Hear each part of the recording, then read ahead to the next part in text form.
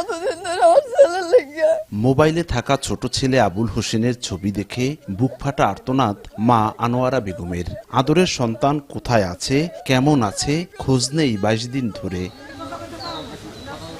স্বজনরা জানায়, মাদারীপুর সদর উপজেলার পাঁচখোলা ইউনিয়নের জাজিরা গ্রামের মৃত বদর মাতুব্বরের ছেলে আবুলকে সরাসরি ইতালি নেয়ার প্রলোভন দেখায় একই গ্রামের মানব পাচারকারী চক্রের সক্রিয় সদস্য আকুব আলী ঘরামির ছেলে সোনামিয়া ঘরামি। 2025 সালের 17 জুলাই চুক্তিমতে 20 লাখ টাকা পরিশোধ করলে আবুলকে ইতালির পরিবর্তে লিবিয়া নিয়ে নির্যাতন চালায় মাফিয়ারা। পরিবার থেকে আদায় করা হয় মুক্তিপণের আরও 20 লাখ টাকা। সোনামিয়া ঘরামি সহ 4 জনের নামে মামলা হলেও গ্রেপ্তার হয়নি কোনো আসামি।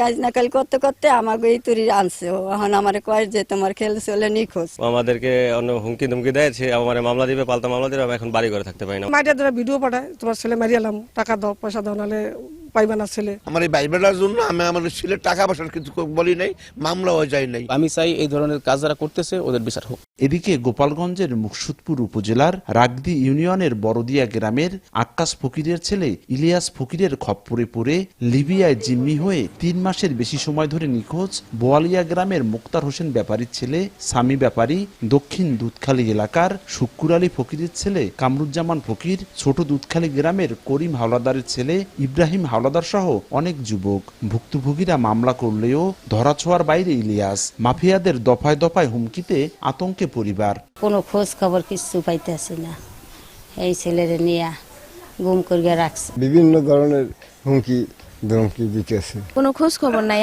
বাচ্চা আছে কি দুনিয়া আছে নাকি জানি না। কেস করছি ইলিয়াস ফকিরের নামে, কোনো কিছু হয় না। এখন আমরা চাই তার যেন সঠিক বিচার হয়। বাড়ি ঘর বাবার দুয়ার সব বেশি চালাইছি, মানুষ তখন ধার কর্জ করে সুদের মধ্যে আইন না। 2013 সাল থেকে এখন পর্যন্ত 690টি মানব পাচার প্রতিরোধ আইনে দায়ের করা মামলায় আসামি করা হয় 1300 ব্যক্তিকে। গ্রেপ্তার হয়েছে 650 জন। মানব পাচার প্রতিরোধে চালু হওয়া জেলা পুলিশের মনিটরিং সেলে বর্তমানে 290টি মামলা তদন্তাধীন, আর সিআইডির কাছে আছে আরও 8টি মামলা। দালাল চক্র ধরার ব্যাপারে আমরা সর্বোচ্চ পদক্ষেপ নিয়েছি এবং অলরেডি আমরা পুরো জেলায় যতগুলো মানব পাচারকারী বা দালাল আছে, মামলার আসামি এবং মামলার এখনো যারা আসামি হয়নি, সব মিলে আমরা তালিকা তৈরি করছি। মানব পাচার প্রতিরোধ আইনে দায়েরকৃত 1300 মামলার মধ্যে 400 মামলা ভুয়া প্রমাণ পাওয়ায় আদালতে চূড়ান্ত প্রতিবেদন দিয়ে 1100 জনকে অব্যাহতি দিতে সুপারিশ করেছে জেলা পুলিশ। সঞ্জয় কর্মকার, অভিজিৎ, সময় সংবাদ, মাদারীপুর।